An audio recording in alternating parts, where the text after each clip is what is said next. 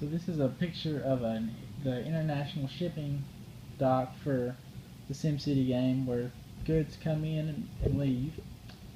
This is the shipping order. You can see the different items that are going to be shipped or be coming in, and it has an arrival time, so it shows that that's going to be there 5 hours, 48 minutes.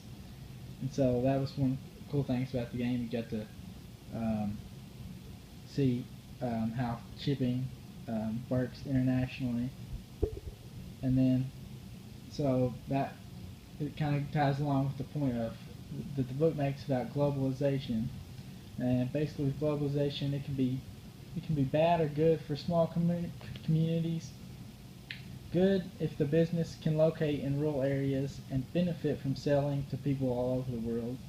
So, if you can use globalization to produce goods and sell them to people beyond just your local community, it can be very beneficial to the area and bring in a lot of money.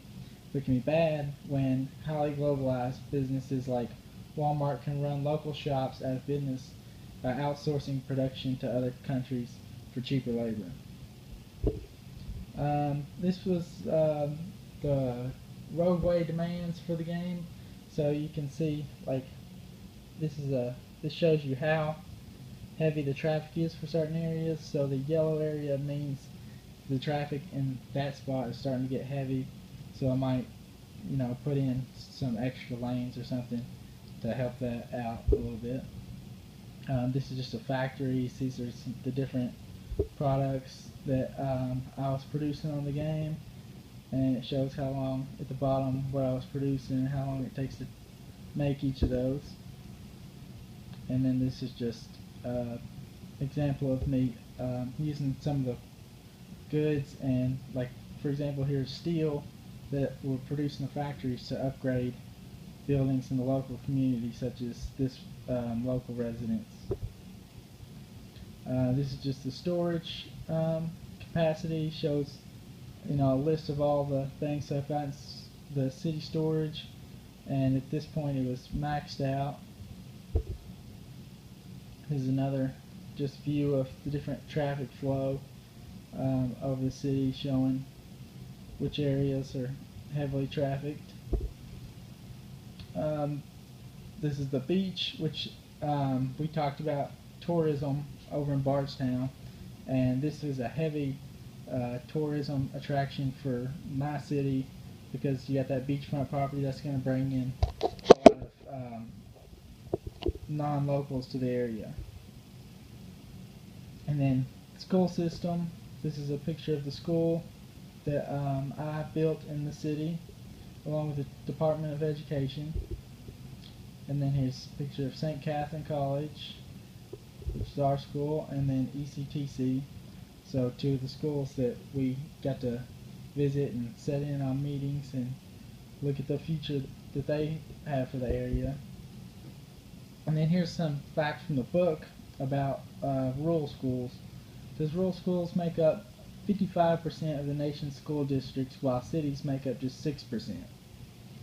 Cities contain 30% of the nation's students compared to 20% in rural areas. Schools in rural areas contain fewer students than in schools. So basically, even though there's more school districts, there's actually less students as opposed to cities where there's less districts and more students.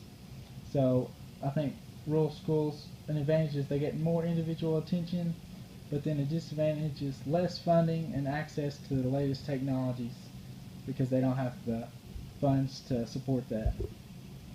And then this is just an example of me starting out in the city, what it looked like. Basically nothing, don't have any roadways installed or anything.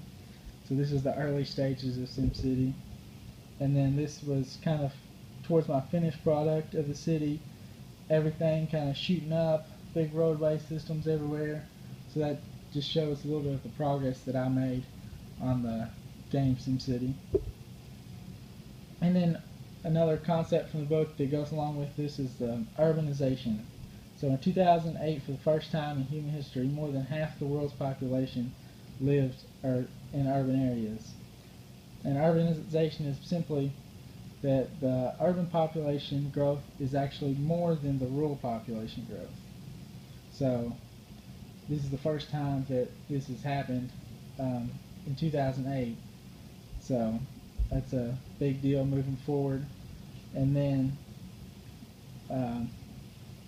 there seems to be a rural preference, even though I think a lot of there's a lot of population in the cities. The national survey showed that 79% of people prefer a population of 50,000 or fewer. 83% of the U.S. population is urban. So you got more opportunities in rural and urban areas, and you also got more convenience. So I think that's a big reason why people are living in those areas, even though there's a higher preference for smaller communities.